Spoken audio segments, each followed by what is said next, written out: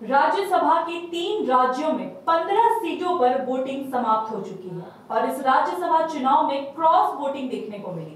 दरअसल वोटिंग 3 राज्य हिमाचल प्रदेश, उत्तर प्रदेश और कर्नाटका में हुई। वहीं आपको बता दें कि यूपी की 10, कर्नाटका की 4 तो हिमाचल प्रदेश की 1 सीट पर वोटिंग हुई है, जिसमें से उत्तर प्रदेश और हिमाचल प्रदेश में बीजेपी ने जीत हासिल की है और कर्नाटका में कांग्रेस ने। अगर बात हिमाचल प्रदेश की करें तो सबसे ज्यादा चौंका देने वाले परिणाम यहीं से सामने आए हैं। उसके बाद कर्नाटका में जब कांग्रेस की सरकार आई तो पाकिस्तान जिंदाबाद के नारे लगे, जिसको लेकर बीजेपी के नेता संजय पाटिल ने कांग्रेस पर निशाना साधते हुए उन्हें आड़े हाथ लिया है। पूरी खबर आपको विस्तार से बताएंगे, लेकिन उससे पहले नमस्कार, मैं हूं अपराजिता और आप देख रहे हैं GVN 24 न्यूज। चलिए पहले बात करते हैं हिमाचल की, जहां पर कुल 68 विधायकों ने मतदान किया और बीजेपी उम्मीदवार हर्ष महाजन ने कांग्रेस के अभिषेक मनु सिंघवी को हराकर जीत हासिल की, जिसके बाद हर कोई हैरान है और सोच में पड़ा हुआ है कि ये आखिर कैसे हुआ, क्योंकि हिमाचल राज्य में कांग्रेस की सरकार रही है, बावजूद इसके बीजेपी उम्मीदवार की जीत सबको चौंका रही है। हिमाचल की 1 सीट पर कांग्रेस बहुमत के बावजूद हार गई और बीजेपी की जीत हुई। उत्तर प्रदेश और हिमाचल प्रदेश में वोटों की गिनती के दौरान काफी विवाद देखने को मिला। वहीं अगर उत्तर प्रदेश की बात करें तो यूपी में सपा को तगड़ा झटका लगा। जी हां, यहां 7 सपा विधायकों ने बीजेपी के लिए वोटिंग किया है। इनमें से यूपी में बीजेपी 8 और सपा को 2 सीटों पर जीत मिली। बीजेपी ने अपना 8वां उम्मीदवार भी इस चुनाव में उतारा और सपा विधायकों की क्रॉस वोटिंग से उसकी जीत हुई।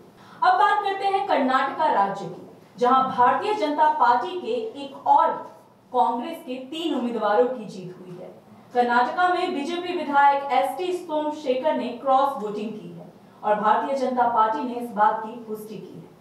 चलिए, ये तो थे राज्यसभा के परिणाम, लेकिन इसके बाद कर्नाटका में जिस प्रकार नासिर हुसैन के जीतने के पश्चात पाकिस्तान जिंदाबाद के नारे लगाए गए हैं, उससे राष्ट्रद्रोह साफ झलक रहा है और परिणाम स्वरूप लोग आक्रोशित हैं और बीजेपी ने इसकी शिकायत दर्ज कराई है और कहा है कि पाकिस्तान जिंदाबाद के नारे ऐसे लगाए जा रहे थे जैसे नासिर हुसैन के ये समर्थक नासिर हुसैन के राज्यसभा के लिए चुने जाने पर पाकिस्तान की तारीफ कर रहे हैं।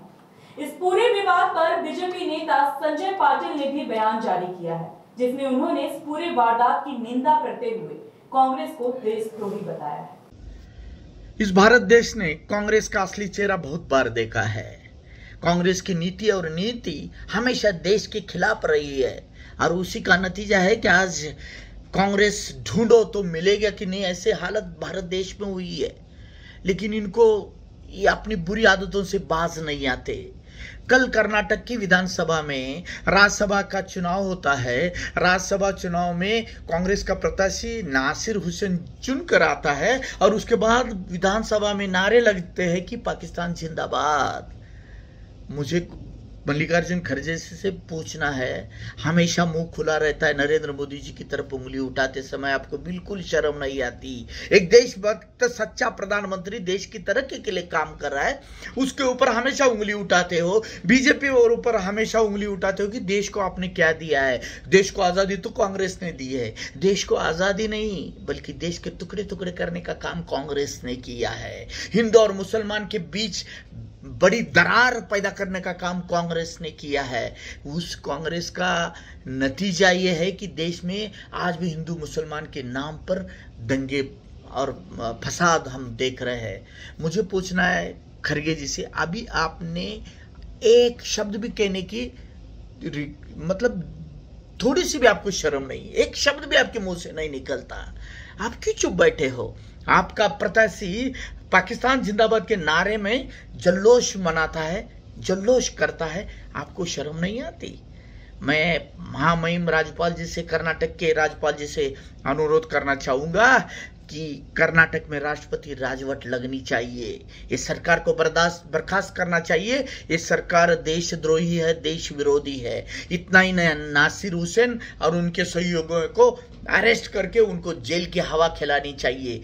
वापिस ऐसा कोई जुर्रत ना करे कि देश के खिलाफ नारा दे, पाकिस्तान जिंदाबाद के नारे फिर से देश के किसी भी विधानसभा में या किसी गली में भी सुनाई ना दे। इसके लिए राज्यपाल जी को आगे आना चाहिए और एक काम करना चाहिए। मेरे हाथ जोड़ के गिनती है। और कांग्रेस वालों, सुधर जाओ। बेशर्मी की भी हद होती है, लेकिन वो सारे हद पार करके आप वोट की राजनीति के लिए कुछ भी करने के लिए तैयार रहते हो। लेकिन ये देश की जनता अब सहेगी नहीं, क्योंकि अब देश को एक सच्चा देशभक्त प्रधानमंत्री मिला है। वो कर रहा है जो अच्छा काम करना चाहिए, इसलिए आपकी अब खैर नहीं। धन्यवाद।